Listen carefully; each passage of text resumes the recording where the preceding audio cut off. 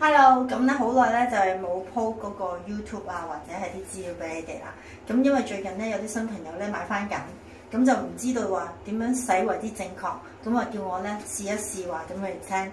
咁其實好簡單嘅啫，我哋需要凍水，記住呢個係凍水。OK， 凍水咧仲要係可能冰水更加好。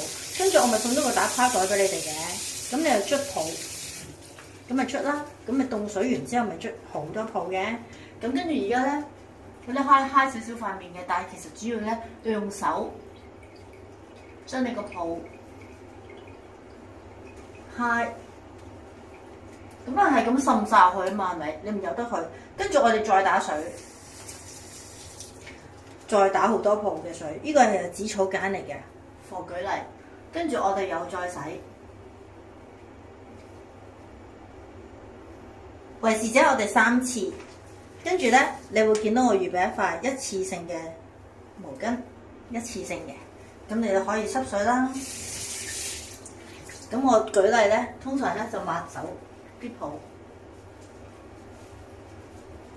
抹走你嘅化妝啊、污糟嘅嘢啦。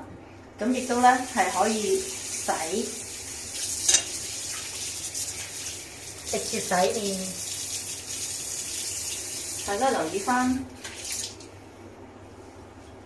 佢感覺都係繼續保濕㗎，你見唔見到啊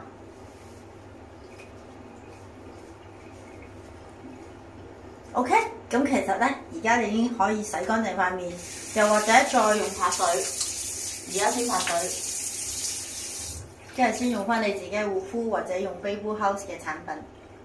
咁呢個洗面方法希望幫到你啦，拜拜。